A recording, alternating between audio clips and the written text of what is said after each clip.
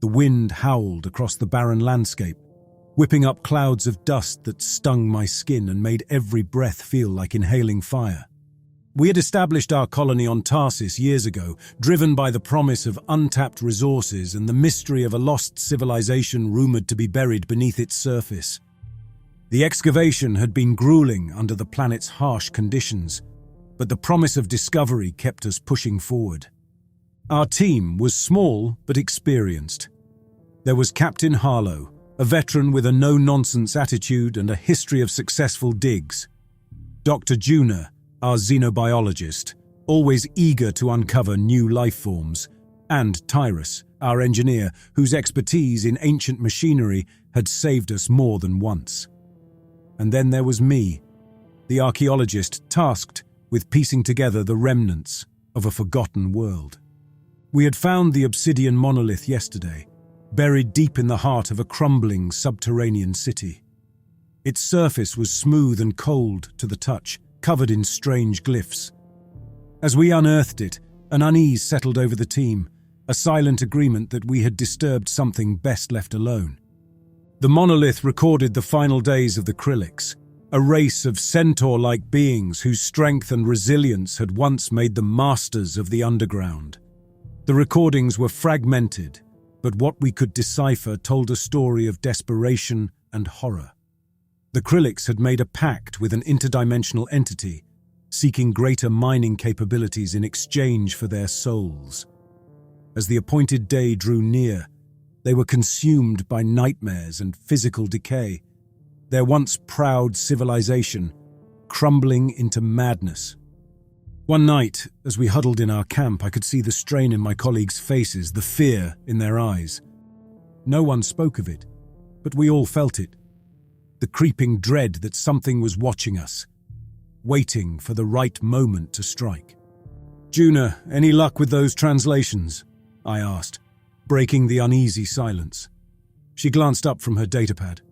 "Some," she replied, her voice strained. "But the language, it's as if it's designed to be deliberately obscure." "Keep at it," Captain Harlow ordered. As the hours dragged on, I found myself drawn to the monolith. Its surface seemed to shift under my gaze, the glyphs twisting like living things. I reached out to touch it, and a jolt of cold shot up my arm, freezing me in place. Images flooded my mind, visions of the Krillix, their bodies breaking down, their minds unraveling under the entity's influence. I could feel their agony, their despair, and it left me gasping for breath. "Get away from it, Alex!" Tarsis' voice cut through the haze and he pulled me back, breaking the connection. I stumbled, my legs weak and trembling. "Did you see it?" I whispered. "Did you feel it?" He nodded, his expression grim. "Whatever that thing is, it's dangerous. We need to be careful." But it was already too late. The monolith had awakened something within us, a dark force that fed on our fears and doubts. As we continued to decipher its secrets, the lines between reality and nightmare began to blur. Each of us experienced the Krillix's final days in vivid, terrifying detail, their suffering becoming our own. Dr. Juna was the first to crack. She started seeing shadows in the corners of her vision, hearing whispers that no one else could. One night, she woke up screaming, clawing at her own skin as if trying to peel away something unseen. We sedated her, but the damage was done. The fear had taken root, spreading through the team like a virus. Tarsis became paranoid, convinced that the entity was watching us through the monolith. He dismantled our equipment, searching for hidden transmitters, and spent hours muttering to himself in the dark. Captain Harlow tried to keep us together, but even he wasn't immune to the monolith's influence. His once steady hands shook and I could see the haunted look in his eyes. As for me, I could feel my own sanity slipping away. The visions grew more intense, the Krillix's screams a constant throbbing presence in my mind. I couldn't escape it, couldn't shut it out. The monolith had become a part of us, a parasite feeding on our souls. We had come to Tarsis 7 seeking knowledge, but what we found was a nightmare that refused to let go. And as the days turned into weeks, I knew one thing for certain. We were not leaving this planet alive. Tarsis was the first to snap. His paranoia had escalated to the point where he dismantled the communications array, convinced that the entity was using it to spy on us. When Captain Harlow tried to stop him, things turned violent. Tarsis lashed out with a shovel, swinging wildly. The captain dodged, but not before Tarsis managed to land a blow on his shoulder, shattering bone with a sickening crunch. "Tarsis, stop!" I shouted, but he didn't hear me. His eyes were wide and unseeing, consumed by fear. It took both Juna and me to restrain him, wresting the shovel from his grip and tying him down with whatever we could find. He thrashed and screamed, eyes darting around the room, as if he could see the entity lurking in every shadow. Juna stayed by Tarsis' side, her face a mask of concern. "He's not getting better," she said. "If anything, he's getting worse. The visions, they're eating him alive." And they were eating us too. Each night, the dreams grew more vivid, more torturous. I could feel the Krillix' agony, their despair, their slow, inevitable slide into madness. Their once mighty forms reduced to husks, their minds shattered by the entity's assault. I could hear their screams, feel their skin crack and crumble under the weight of their suffering. Harlow's condition deteriorated rapidly. The infection in his shoulder spread, turning the flesh black and rotting. The smell was unbearable, a rancid mix of decay and death. He was convinced that the entity was trying to enter him through the wound. His eyes, once sharp and commanding, now held a wild, desperate glint. One night as we sat huddled in our camp, Harlow's breathing grew ragged. He clutched his chest, eyes wide with terror. "It's here!" he choked out. "It's come for us!" We all felt it, a presence, dark and suffocating, filling the room with its weight. The air grew cold, and the shadows seemed to twist, taking on sinister shapes. My heart pounded in my chest, fear gripping me like a vice. Juna screamed, her eyes fixed on a corner of the room. "There! Do you see it?" she cried, pointing at nothing. But I saw it too, a shifting, malevolent form just beyond the edge of sight, watching us with cold, empty eyes. In a frenzy, Harlow grabbed a knife from his belt, slashing at the air. "Get away!" he shouted, his voice breaking. "Stay back!" The blade caught Juna across the arm, drawing a line of blood. She stumbled back, clutching the wound, her face a mask of pain and fear. "Harlow, stop!" I pleaded, but he was beyond reason. With a final desperate scream, Harlow turned the knife on himself, plunging it into his own chest. He fell to the ground, blood pooling around him, his eyes wide and unseeing. The oppressive presence seemed to fade, leaving us in a stunned, horrified silence. Juna and I sat there, breathing heavily, the reality of what had just happened sinking in. The camp was a scene of chaos. I knew then that our only hope was to destroy the monolith, to sever the entity's hold on us before it consumed us all. But even as I thought it, I felt the entity's presence, lurking at the edges of my mind, whispering promises of power and escape. The lure was strong, almost irresistible. We were running out of time. With Harlow dead, Tarsis restrained, and Juna barely holding on, I had to take action. The monolith's dark influence tightened around us like a vice, squeezing the last vestiges of hope and sanity. There had to be a way to stop it, to sever the entity's grip on our minds. While searching through the Krillix archives, I stumbled upon fragments of an ancient ritual, a desperate attempt by the Krillix to bind the entity back into the monolith. The instructions were cryptic, scattered across various inscriptions, but I pieced together enough to understand that the ritual would require immense physical and psychological fortitude. I gathered the remnants of the team. Juna's eyes were sunken, her face gaunt, and her arm crudely bandaged where Harlow had slashed her. Tarsis lay nearby, muttering incoherently. His restraints were tight, but his eyes darted wildly, a sign that he was still fighting his inner demons. "Listen to me," I said, trying to keep my voice steady. "I found a way, a ritual. It might bind the entity back to the monolith, but we have to do it together." Juna looked at me, her gaze filled with hope and dread. "What do we need to do?" she asked, her voice barely above a whisper. I explained the steps as best as I could. The ritual required us to draw symbols around the monolith, symbols that would focus our will and intent. We had to chant specific phrases, words that felt like they were tearing at the edges of my mind even as I spoke them. The final step was the hardest. We had to confront our deepest fears, brought to life by the entity. We started with the symbols. Using the acrylics tools we found, we carved the intricate designs into the ground around the monolith. Each stroke felt like it took an eternity, the weight of the entity's presence pressing down on us. Next came the chanting. The words were alien, harsh on the tongue, and each syllable seemed to vibrate through my skull. As we chanted, the air grew colder and the shadows around us deepened. I could feel the entity's anger, a force that threatened to rip us apart. The final step loomed before us. The entity would dredge up our worst fears, and we had to face them without breaking. I glanced at Juna. She was shivering, her eyes wide with terror. "It's going to be okay," I lied, trying to muster a reassuring smile. "We can do this." As the last words of the chant left our lips, the world around us shifted.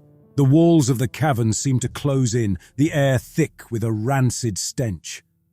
Shapes moved in the darkness, grotesque and twisted, reflections of our deepest nightmares. For me, it was the acrylics. Their decayed, crumbling bodies shambled towards me, eyes hollow and accusing. I could hear their screams, feel their pain, and it overwhelmed my senses. My vision blurred and my heart raced. I had to focus, had to remind myself that this was the entity's trick, but the horror felt so real. Juna's screams traveled through the cavern. She was on her knees, hands clutching her head as if trying to block out the visions. I staggered towards her, fighting the urge to run, to hide from the terror that surrounded us.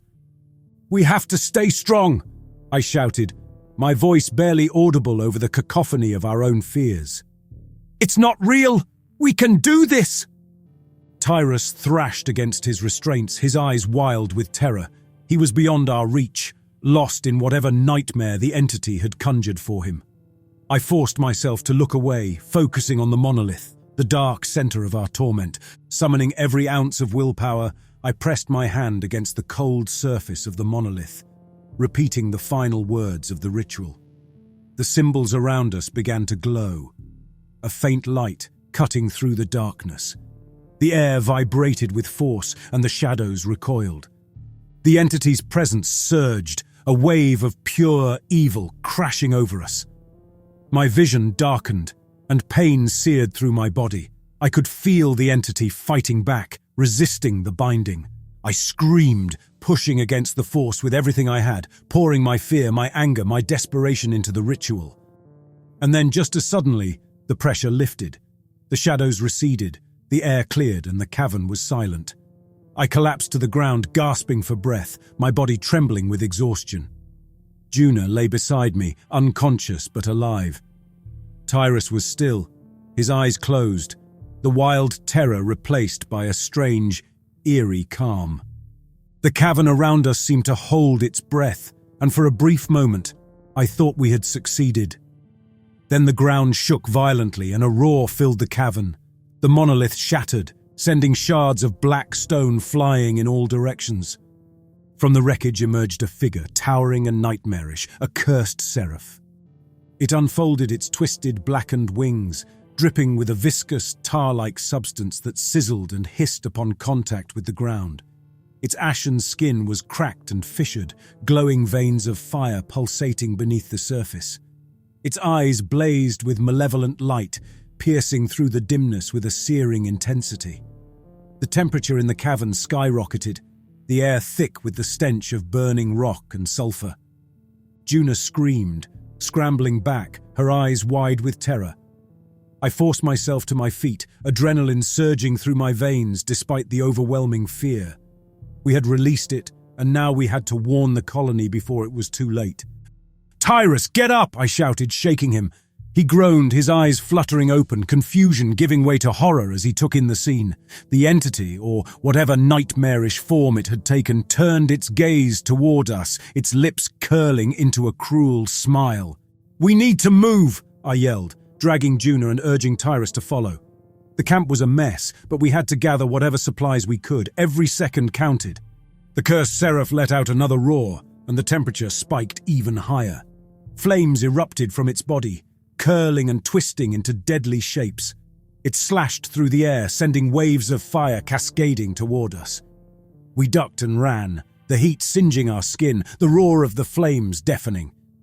We stumbled out of the cavern into the harsh light of the planet's surface. The landscape stretched out before us, a wasteland of jagged rocks and swirling dust. The main colony was miles away. "Go!" I urged, pushing Juna and Tyrus forward. The cursed seraph emerged from the cavern behind us, its wings unfurling with a sinister grace. It took to the sky with terrifying speed, the tar-like substance dripping from its wings and igniting the ground below. We ran, our breaths ragged, our bodies screaming. The ground trembled beneath us as the entity swooped overhead, its shadow darkening the ground like a harbinger of doom. It unleashed torrents of fire, the heat blistering our skin and filling the air with the acrid stench of burning rock. Juna stumbled, and I grabbed her arm, pulling her back to her feet. "Keep moving!" I shouted, my voice barely audible over the roar of the flames and the pounding of my heart. Tyrus lagged behind, his mind still frayed from the torment he had endured. The cursed seraph circled above, its eyes fixed on us. It conjured a spear of fire, hurling it toward us with a flick of its wrist. The spear exploded on impact, sending shards of burning rock flying. I shielded my face, the heat searing my flesh. The cursed seraph let out a bone-chilling laugh, a sound that resonated with malice. It dove toward us, its wings cutting through the air with a deadly grace. We had to keep moving, had to stay ahead of it, no matter the cost. The landscape blurred as we ran, every muscle in my body screaming for relief. The colony's perimeter was just visible on the horizon. As we neared the colony, the ground shook again, and the entity unleashed another wave of fire. The heat was unbearable, the air thick with smoke and ash. My lungs burned, but we were so close, we couldn't stop now. With a final burst of energy, we stumbled into the colony's perimeter, collapsing to the ground. Alarms blared and figures rushed toward us, their faces masks of shock and confusion. "It's coming!" I shouted, my voice hoarse. "We released it! We need to warn everyone! Prepare for an attack!" The cursed seraph hovered above, its eyes fixed on the colony. The alarms rang through the colony, an incessant wail that mirrored the terror in our hearts. The colonists scrambled to respond, hastily assembling a defense against a threat they could scarcely comprehend. We were ushered into a command center by a security team armed with plasma rifles and laser carbines. Captain Harker, a veteran with a permanent scowl, shouted orders at his men, his voice cutting through the chaos. "We've got a hostile above us, and it's not leaving without a fight. Fortify the perimeter and get those plasma turrets online." Juna and I tried to catch our breath. Tyrus, barely conscious, was taken to the medbay for treatment. The rest of us were given a quick once-over before being thrust into the fray. "Where the hell did that thing come from?" Harker demanded, his eyes drilling into mine. "We released it," I admitted, feeling a cold sweat break out on my back. "We tried to bind it to a monolith, but we failed. Now it's here, and it's not going to stop until we're all dead." Harker cursed under his breath. "Well, you better hope our defenses can hold. Otherwise, we're screwed." The colony's main defenses consisted of high-energy plasma turrets, kinetic barriers, and a series of automated drones equipped with laser cannons. The colonists had fortified their positions, setting up barricades and laying down fields of suppressive fire. The cursed seraph swooped down, its wings dripping with tar-like substance that ignited on contact with the ground. It conjured a spear of fire and hurled it at the nearest turret. The impact was devastating, the explosion sending shards of molten metal flying in all directions. Screams filled the air as colonists were caught in the blast, their bodies torn apart by the shrapnel. "Focus fire on that thing!" Harker shouted, his commanding voice cutting through the chaos. The plasma turrets swung into action, unleashing a barrage of high-energy bolts that lit up the sky. The seraph dodged with impossible speed, its movements a flash of darkness and flame. Juna and I took cover behind a barricade, the heat of the battle searing our skin. I could feel the presence of the entity pressing down on us, its malice a force that sapped our strength and resolve. The seraph unleashed another wave of fire, its flames roaring like a living beast. The kinetic barriers flared, straining to absorb the impact. Drones buzzed around the entity, their laser cannons spitting streams of coherent light. The cursed seraph twisted in the air, its wings carving through the drones with lethal accuracy. I grabbed a plasma rifle from a fallen soldier and took aim. I fired, the plasma bolt streaking through the air and striking the seraph's wing. The entity screeched, its voice a piercing wail. For a moment I thought we had a chance. The seraph wavered, its flight faltering, but then it recovered, its eyes blazing with fury. It dove toward us, its talons extended, ready to tear us apart. "Fall back!" Harker commanded, but it was too late. The seraph's talons struck the barricade, ripping through the metal and sending us sprawling. I felt a sharp pain in my side, warm blood seeping through my shirt. Juna screamed, clutching her leg, where a shard of metal had pierced her flesh. The seraph loomed over us, its eyes glowing with triumph. I struggled to lift the rifle, but my arms felt like lead. Then, a new sound cut through the chaos. A high-pitched whine, growing louder and more intense. I looked up to see a squadron of aerial drones, each armed with high-yield plasma missiles, streaking toward the seraph. The missiles detonated in a blinding flash, the explosion shaking the ground and filling the air with smoke and fire. When the smoke cleared, the seraph was still there, its body wreathed in flames but unbroken. It roared, the sound a physical force that knocked us back. The colony's defenses had thrown everything they had at it, but it was not enough. "We can't defeat it," I whispered, the realization sinking in. "We can only hope to survive." Harker helped us to our feet, his face grim. "We need to regroup, find another way. This thing isn't invincible. There has to be a weakness." The cursed seraph's presence had unleashed more than just its own fury. The colony perimeter alarm shrieked again, this time warning of breaches not from the sky, but from the ground. The seraph's corruption spread like a blight, twisting the native wildlife into abominations. "Incoming!" Harker bellowed, rallying his troops.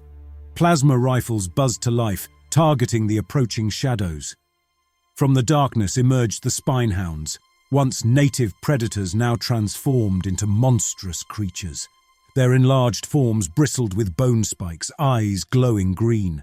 They moved with a jerky gait, saliva dripping from their jaws, thick and corrosive. "Get those turrets aimed down!" Harker ordered. "Take them out before they reach the barriers." The spinehounds closed in rapidly. The first wave hit the energy barriers with a sizzle, their saliva eating through the protective fields. The colony's defensive lines strained under the assault, the plasma turrets firing continuously. Explosions of blue energy lit up the night, each shot tearing into the mutated beasts.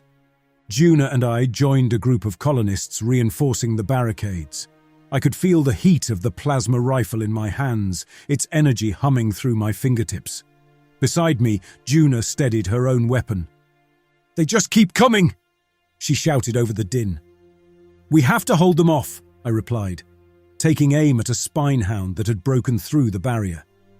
The plasma bolt struck it in the chest, the creature's body convulsing before collapsing into a heap. Its acidic saliva hissed as it hit the ground, eating through the dirt and rock. Behind us, the cursed seraph watched from the sky, its eyes glowing with twisted delight. It seemed to feed off the chaos, its wings casting dark shadows over the battlefield. It conjured a ball of fire in its hand, hurling it toward the colony. The fireball exploded on impact, sending colonists flying, their screams piercing the night. "We need more firepower!"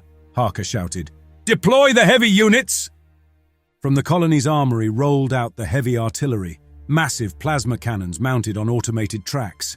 They hummed with energy, their barrels glowing with a dangerous light. The cannons locked onto the spinehounds, unleashing a barrage of plasma that tore through the ranks of the mutated beasts. Despite the overwhelming firepower, the spinehounds kept coming. The ground around the colony became a battlefield of scorched earth and twisted metal. A spinehound charged at me, its jaws snapping inches from my face. I fired my rifle, the plasma bolt blasting its head apart in a spray of blood and bone. Its body convulsed, the corrosive saliva splattering onto my arm. Pain seared through my skin, and I bit back a scream, shaking off the burning acid.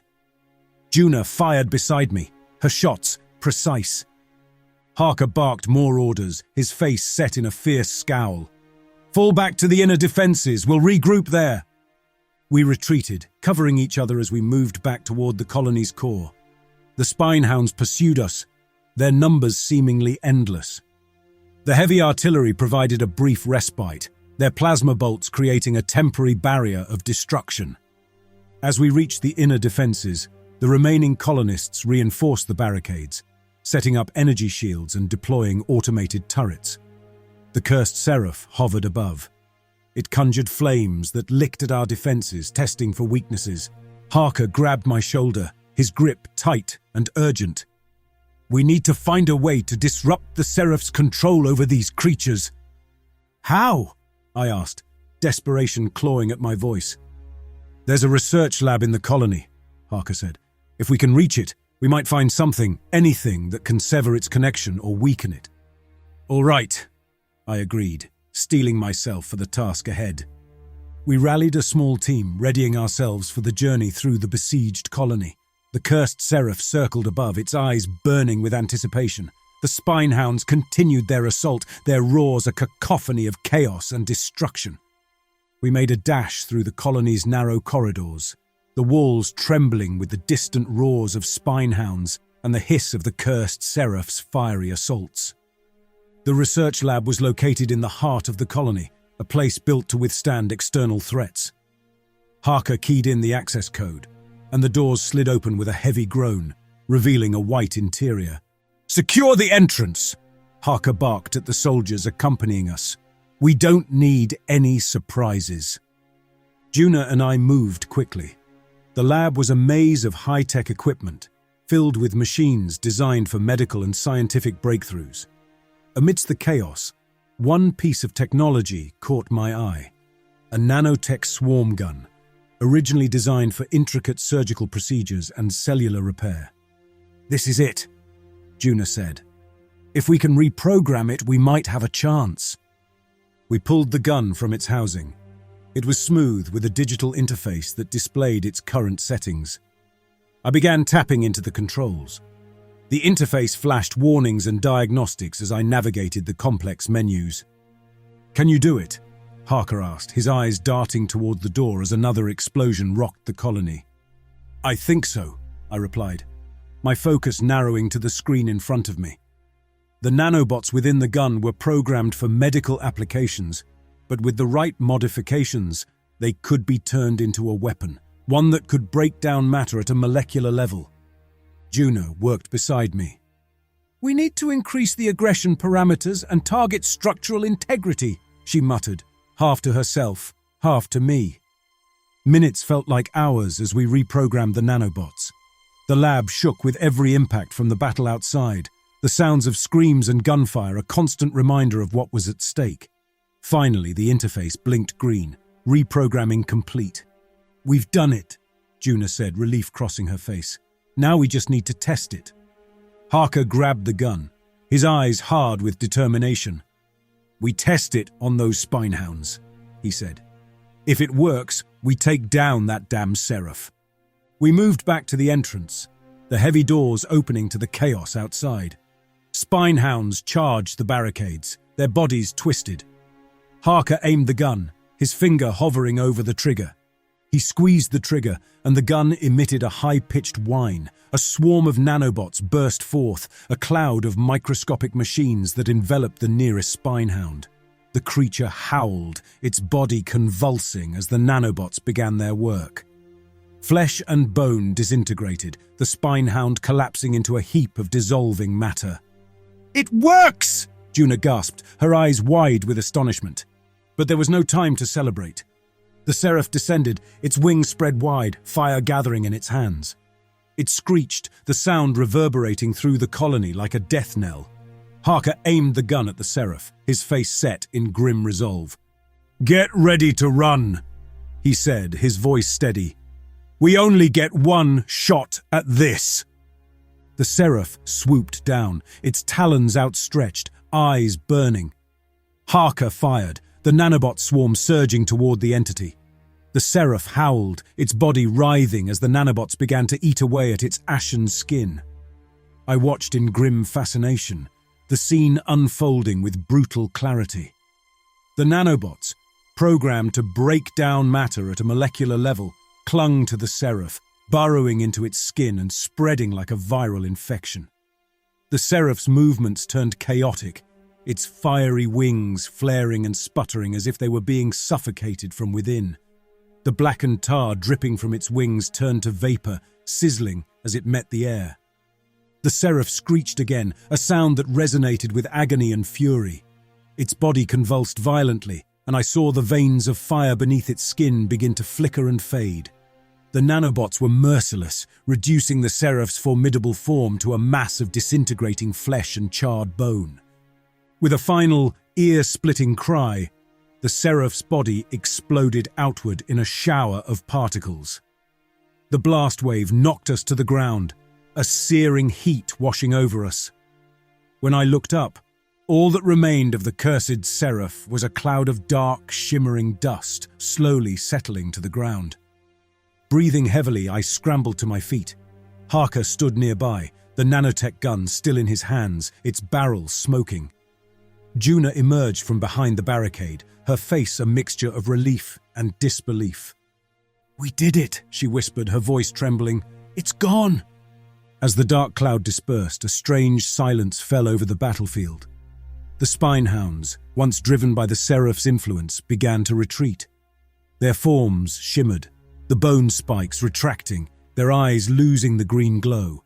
One by one they reverted to their original state, native predators, now bewildered and disoriented. The remaining colonists watched in stunned silence as the creatures scattered, their movements no longer driven by rage. Harker lowered the gun, his shoulders slumping with exhaustion. "We need to secure the area and tend to the wounded," he said, his voice rough. We moved through the carnage, helping those who were injured and assessing the damage. The colony's defenses had held, but just barely. With the entity obliterated, its essence scattered into a billion particles, the colony fell into a fragile calm. But the danger was not entirely vanquished. The altar, the source of this nightmare, remained, shattered into countless fragments.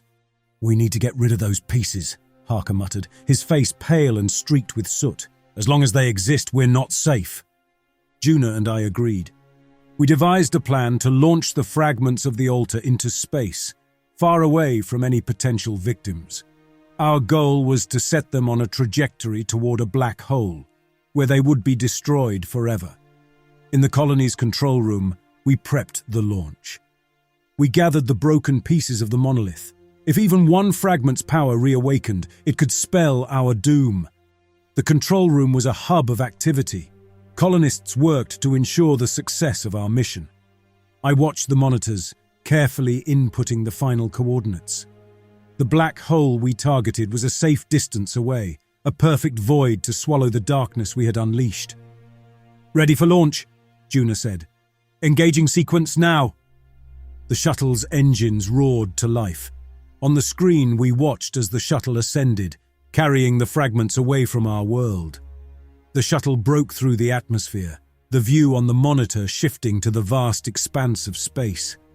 I held my breath, my thoughts consumed by the possibility of failure. If the fragment's power was greater than we anticipated, they could still find a way to corrupt and destroy.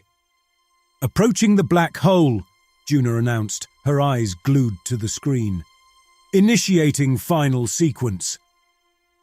The shuttle adjusted its course, aligning with the massive gravitational pull of the black hole.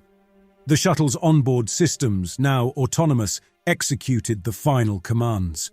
The shuttle and the fragments were drawn into the black hole, each piece beginning to disintegrate. their forms breaking apart into countless particles, each one being sucked into the void. A sigh of relief swept through the room as the last remnants of the altar vanished into the black hole. The monitors went dark, the connections severed. The immediate threat was gone, but the memory of the terror we had faced lingered, a shadow that would never fully dissipate. The colony, battered and bruised, would need time to heal. Harker turned to me, his expression grim. We survived, but we need to stay vigilant. There's no telling what other horrors might be out there. The universe was vast and filled with unknown terrors. We had faced one and lived, but the darkness would always be a part of us now. The rebuilding process was slow and grueling. The defenses were reinforced, and every structure that had been damaged or destroyed was meticulously repaired. The colonists moved like spectres through the ruins, their faces graven with a permanent weariness. Tarsis, whose mind had been shattered by the entity's influence, never fully recovered. He wandered the colony, his eyes vacant, mumbling to himself about the horrors he had seen. We tried to help him, but nothing seemed to reach him. He was a shell of the man he once was, his sanity a casualty of our battle. Juna threw herself into her work, trying to bury the trauma under layers of research and activity. She developed new protocols to detect and prevent any future incursions of such sinister forces, hoping to give the colony a semblance of security. But even as she worked, I could see the fear in her eyes, the haunted look that told me she too was a prisoner of our past. Harker remained a stoic figure. He directed the rebuilding efforts with a grim determination, but I knew he carried the weight of our losses heavily. The guilt of those who had perished under his command ate at him, a silent torment that no amount of fortifications could assuage. As for me, I remained consumed by the feeling of isolation that had settled in my bones. Every night I dreamt of the seraph, its burning eyes and ashen wings haunting my sleep. The sensation of the nanobots tearing through its flesh replayed in my mind, a visceral reminder of the destruction we had wrought. I often found myself staring at the stars, wondering what other horrors lay hidden in the vast expanse of space, waiting to be unleashed. Life in the colony continued, but it was a shadow of what it had been. We were survivors, but we were also marked by the darkness we had faced. The once vibrant community now moved with a cautious wariness, always alert for signs of another impending disaster. Our lives were forever changed, but we moved forward, bearing the weight of our past and the hope for a future where the shadows of our nightmares remained just that. Shadows, unable to harm us again.